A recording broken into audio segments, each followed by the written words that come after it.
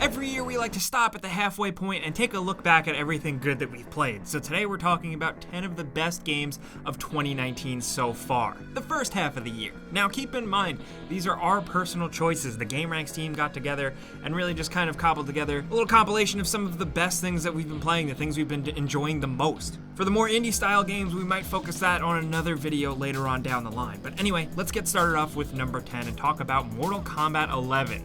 First things first, let's talk about that single player campaign, because number one, it's awesome for a fighting game to have a full-fledged, lengthy single player campaign, but Mortal Kombat 11 really nails it. It balances a really good line between cool, new Mortal Kombat stuff and plenty of nostalgia. There's a whole time warp mechanic. Go back to the 90s. Different dimensions, and it's just incredibly satisfying. Not only that, of course, once again, we get a really satisfying fighting game that's just fleshed out as hell. Very heavily combo focused, and you can't really button and mash your way through this one. It also looks incredible. The character skins are really satisfying. Changing the look of your character with unlocks is very, very enjoyable. Really, you think I wouldn't be surprised, but it keeps happening. NetherRealm just does a really good job at consistently putting out really badass fighting games that are fully featured and just worth picking up, and I'm glad that Mortal Kombat 11 just kind of continues that trend. But next, over at number 9, let's talk about Kingdom Hearts 3. We gotta give Kingdom Hearts 3 some love. I know diehard fans have been waiting for this for such a long time, and whether or not it really lived up to your expectations, at least in the end, story-wise, I think throughout that journey, it is still a satisfying and fun Kingdom Hearts game to play. Now, the new sequences are really what are worth mentioning, from Big Hero 6 to Toy Story. There's just a lot of fun stuff here that is lovingly recreated and just fun as hell, man. I mean, like, the Frozen level is really cool, and then they have Elsa come out and do the entire Frozen song just to kind of like flex. I don't know what that was about, but I really appreciate it. The combat is fun. It's maybe not as challenging as some of us would have liked it, but some of the visual moves are just so over the top and interesting to look at that you can't just help but smile and have a good time. That's what I came to Kingdom Hearts for, and that's what I got. We have different levels of Kingdom Hearts fandom here in the office. We'd love to hear what you guys think down in the comments about Kingdom Hearts 3, because it is a little contentious, but we think it's a really good time, so we're keeping it on this list, man.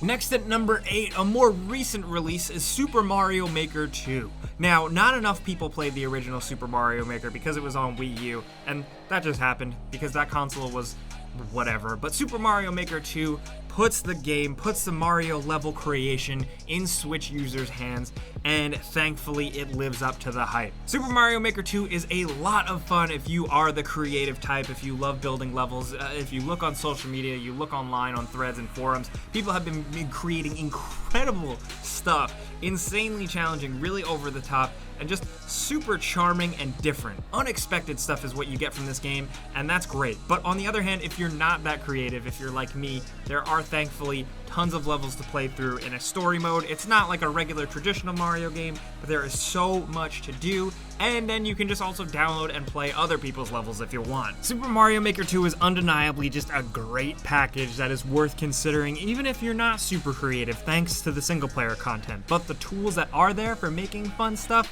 is just even better and makes it all that much sweeter. But next up at number 7, fittingly, we have Ace Combat 7. Really, what this game is essentially Japanese Top Gun. That's it. That's the whole elevator pitch. That's all you need to know. But seriously, what this game serves as is almost a vessel for new players, considering Ace Combat is a long-running series that has had a cult following for a very good reason. The fact that it exists now in 2019 as a great new game is awesome. It looks fantastic, the dogfighting is tons of fun and accessible, the weather effects are exciting and dangerous, and the story is damn good. Consider this one, seriously, because even if you're not into aerial dogfighting combat style games like me, you'd be surprised. This thing is still really compelling, and there's a reason why people love this series, and there's another reason why it has survived up until 2019. So next time you're in the store, maybe think about Ace Combat 7. I don't know. Next up at number 6, we have A Plague Tale: Innocence. This is a game that is in danger of flying under a lot of people's radar, but it's an incredibly fun, single-player linear experience. People say single-player is dead, single-player games are dying. This is a great example of one that is keeping that from actually becoming a reality. It's very similar to what we've praised quite a bit last year, Hellblade: Senua's Sacrifice, in that it's not super long, but it's really high quality, great visuals, and just kind of doesn't outstay its welcome, but is a great playthrough. A Plague Tale: Innocence, you step in the footsteps of a young teenage girl who is tasked with carrying her brother across this awful, plague-ridden medieval France. It's somewhat supernatural, a little over the top, because the plague and the swarm of rats are very, very crazy and scary, but the game is grim, dark, disgusting, and nasty, and it's so much fun navigating the horrors of this plague-ridden France, while also doing light combat with some scary enemies, but a lot of environmental puzzles that are fairly satisfying to pull off. It just warrants a good playthrough. The characters are compelling, the story is interesting, and like Hellblade, it's just worth experiencing. Moving on to number 5, we did it again. We got Devil May Cry 5. This is thankfully a great follow-up to Devil May Cry 4. A bit of a return to form for the series if that was something you are looking for.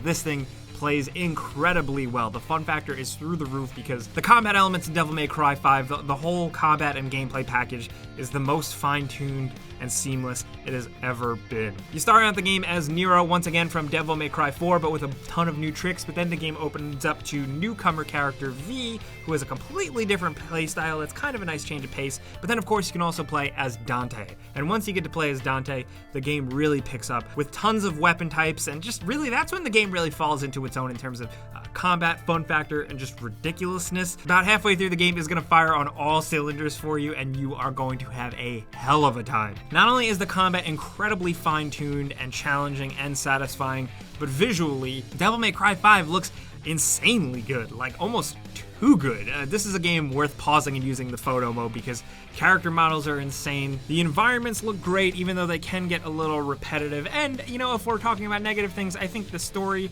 wasn't as awesome as I wanted it to be. It's kind of wrapped up a little quicker than I expected, but still, the fact that the combat is so much fun and the game so replayable and challenging if you crank up the difficulty, that really all cancels out any bad things about the game. It is so worth playing. The weapons are so worth experiencing. And if you're a fan of these types of games, even just a little bit, this is one worth checking out, seriously. But next up at number 4, we got a game that is a little contentious, a little dividing. That is Days Gone. We all kicked this one around for a while, and the more we thought about it, we figured it was worth including. Because, to be honest, Days Gone didn't review too well. Days Gone also has some very clear shortcomings that I think most players can point out themselves.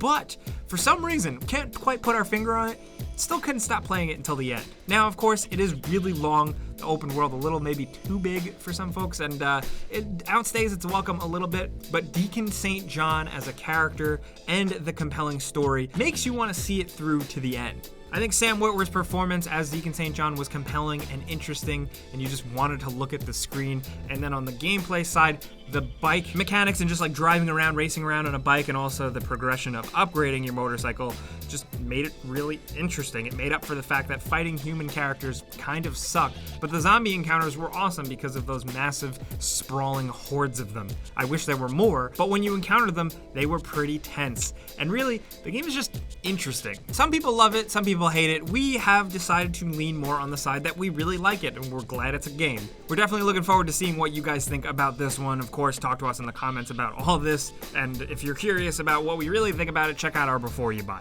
But moving on to number 3, a game that we really loved in a Before You Buy is Sekiro: Shadows Die Twice. This is, of course, another FromSoft game, the makers of Dark Souls and Bloodborne. So, yeah, of course it's good. What they do here differently is what makes it even more interesting. More verticality, more gadgets, a grappling hook, more emphasis on just waiting for the right moment to strike, properly parrying, and really doing all these new combos and abilities that you unlock to counter certain things. It is a really exciting game that manages to make you feel like an actual ninja. That was really ambitious and very challenging to pull off, and make it also feel like a challenging, rewarding FromSoft game, but damn it, they did it. The world is creepy and mysterious and intriguing. The enemy types are awesome to look at, but also incredibly challenging and beat you into a pulp. You're constantly learning through this game. The game punches you in the face until you figure out all of its systems. You literally can't progress until you do, and that's what makes it really, really fun. Of course, it's definitely not a game for everyone, like all of their games, but it's different enough that I think it's worth checking out. Maybe even if you weren't into Dark Souls, give this a shot. I am just so glad that Miyazaki and his team tried something completely different here, and it turned out really awesome, incredibly challenging, and just worth talking about. That's why it's definitely on our list. But moving down to number 2, we got Metro Exodus, a game where we really feel like they finally figured out this whole Metro thing. This game is fantastic. Despite the move to semi-open world areas, it doesn't feel shoehorned. We were really concerned here that the game would go to open world and it would feel like just a waste of space, kind of just like they made it open world to say it was open world, but it makes sense in the context of the game and is very fun and just interesting to go find and forage for new components and upgrades for Artyom. All of a sudden, Metro now has a new and exciting loop that totally makes it even more worthwhile. Not only that, whether you're playing on PC or console, the game looks damn incredible. It is an absolute looker, and I think the move to go away from nuclear winter and kind of highlight new areas of this post-apocalyptic, nuked-out Russia has given the designers so much to work with in terms of creating interesting environments. The game looks like concept art come to life in a lot of areas, while also still managing to maintain the Metro identity. You know, the thing doesn't forget where it came from. You still find yourself in dark hallways and fighting spooky monsters with tense situations and limited resources. Actually, this game has at least 1 or 2 really, really memorable, scary sequences that are worth experiencing along with the whole rest of the thing. Not only that, yeah, playing it is great, but the story is interesting as well. This is a world that you want to learn more about. This is a story with characters you want to follow, and really, Metro Exodus just nails it. It's a bummer that it did have some controversy with being an Epic Game Store exclusive on PC, but whether you're playing it on console, or maybe you're just waiting for a year for it to finally come on Steam, regardless, Metro Exodus is damn good. Now finally, down at number 1, we have, of course, you guessed it, Resident Evil 2. This remake, reimagining of the original Resident Evil 2 classic is exactly what we were hoping for. It lived up to the name, it lived up to the hype, it lived up to the nostalgia, while also doing its own thing here and there where it really mattered. It's just a fantastic game. It really retains and brings back all those survival horror elements we love so much. It takes, some of the best aspects and modernizations of Resident Evil 7, but of course, puts it in third person, like the old days, and gives us Raccoon City, Leon Kennedy, Claire Redfield, and the whole shebang. What's really exciting though, and the game has really blown up, especially with like memes and stuff around Mr. X, is just for the people who haven't experienced it back in the day, experiencing all of this weird, wacky, Umbrella, Raccoon City stuff for the first time in 2019. It's just so cool to see that. I don't know. But it adds new things here and there to make it really interesting and really fresh, while also having the right amount of callbacks and nostalgia and just faithful recreations of stuff we loved in the original. Not only that, of course, like any good Resident Evil game worth its salt, it's incredibly replayable. There's reasons to go back and replay it on harder difficulties, unlock certain stuff. Top to bottom, I'm looking at it as a Resident Evil fan, but this checks all the boxes. This is a good Resident Evil game. It looks incredible. It's so high budget and action-packed and just worth experiencing on that end. But also just if you boil it down to raw gameplay, it's worth it for that too, man. Resident Evil 2 is absolutely worth checking out. We love it, clearly, and that's why it's at number 1 on our list. But of course, that's not all. There's so many more games we can include. We got a couple bonus ones for you. The first one is Apex Legends, a free-to-play game that really took the world by storm in terms of just being another good battle royale game, but with that fresh, delicious Titanfall FPS style gameplay, thanks to Respawn. Now, some people did lose interest. The new update is coming out soon. I'm curious to see if it can keep the momentum going. Who knows? But it's weird that we're talking about it. It's actually like a good EA game. Also, as a runner-up, we have Mordhau, the PC melee historical combat-focused game. And yeah, the chat can be a little toxic and gross sometimes, but the gameplay, the core gameplay, is so fun, and the whole thing being so competitive, it still is worth checking out, and it's just a really good, solid PC experience. And another one we want to include briefly is Rage 2, another one that divided people, but we think that the injection of a little bit of Doom-style gameplay and just fun abilities to the original Rage, which we weren't crazy about, makes it worth checking out. It's a fun first-person shooter. But of course, again, these are our choices for games that we've really liked in 2019 so far, rounding some of them up. We want to hear yours down in the comments because you're definitely going to disagree. There's definitely a game that we didn't include on this list, so we want to hear from you. And of course, if you can make your own top 5 or your own top 10 or your own top 3, let us know. But if you enjoyed this video and maybe learned about a game that wasn't on your radar, clicking the like button is the best way you can help us out. We would appreciate that. And of course, if you're new, it's worth considering subscribing and hitting that notification button because we put out videos every single day. But hey, as always, thanks for watching, and we'll see you guys next time.